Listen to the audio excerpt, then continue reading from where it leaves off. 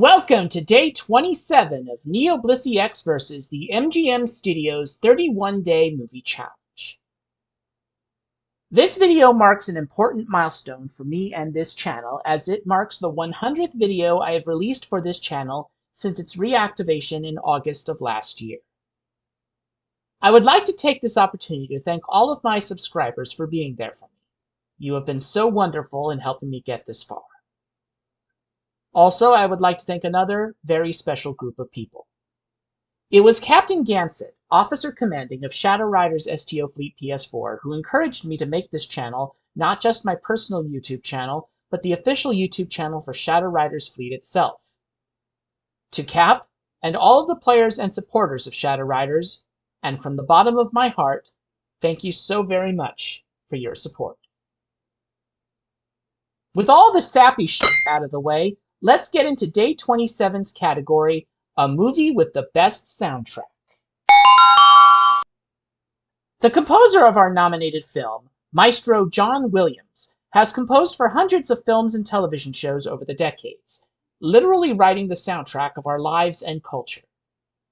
We'll take a look at just one of those memorable films as the challenge continues.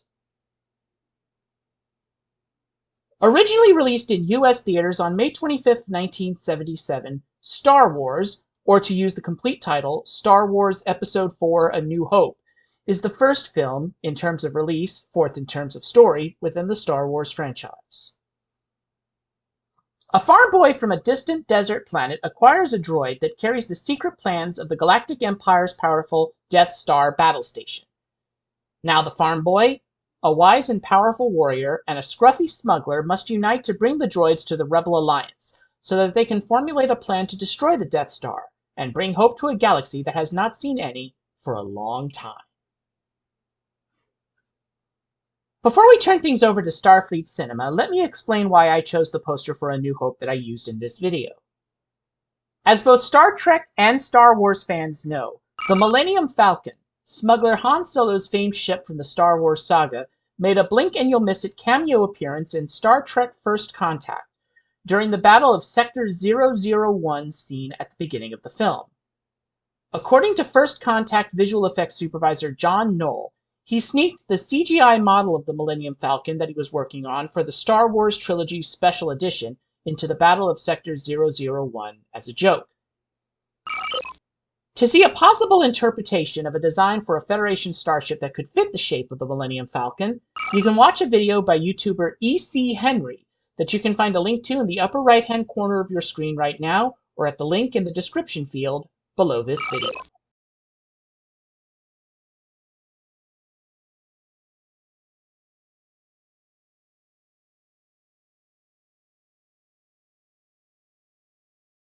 The primary link between the Star Trek and Star Wars franchises rests with Industrial Light and Magic, or ILM, the famed special effects company that A New Hope director George Lucas founded specifically to create the effects for the film. ILM would later go on to create the visual effects for 8 of the 13 theatrically released Star Trek motion pictures and the pilot episode for the Next Generation, Encounter at Farpoint. Many of the visual effects personnel who worked on A New Hope would later work on the Star Trek projects just listed.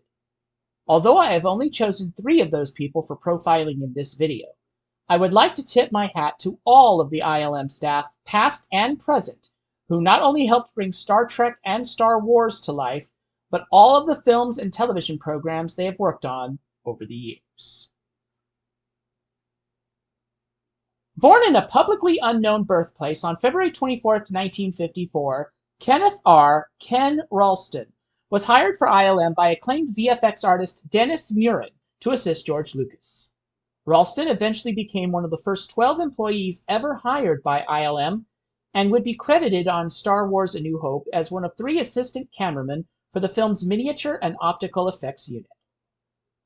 On the Star Trek side of things, Ralston served as co-visual effects supervisor with the late Jim Value on Star Trek II: The Wrath of Khan, and full supervisor on Star Trek III: The Search for Spock and Star Trek IV: The Voyage Home.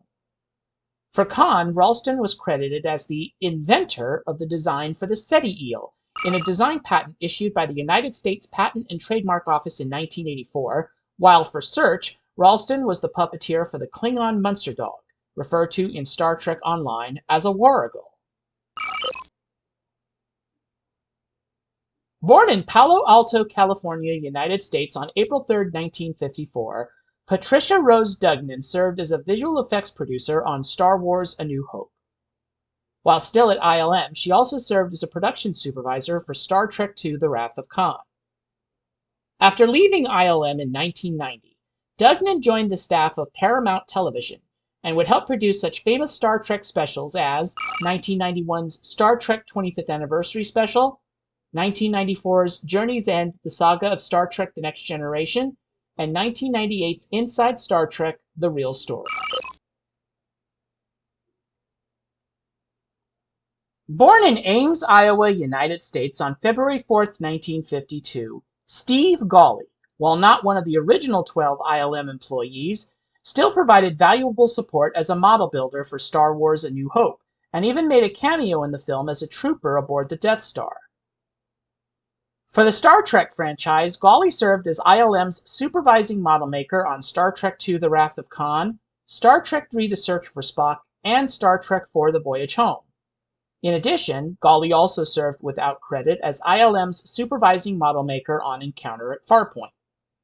In that capacity, Gawley helped oversee the construction of studio models for such iconic Star Trek ships and stations as Earth Space Dock, the USS Reliant, the Klingon Bird of Prey, the USS Excelsior, and the USS Enterprise D. Tomorrow on NeoBlisseyX versus the MGM Studios 31-Day Movie Challenge, it's Day 28, a movie by your favorite director. And without Star Wars: A New Hope and its director George Lucas, our spotlight film for tomorrow would not exist. Please look forward to the explanation. Until then, thank you for 100 videos, take care, and may the Force be with you.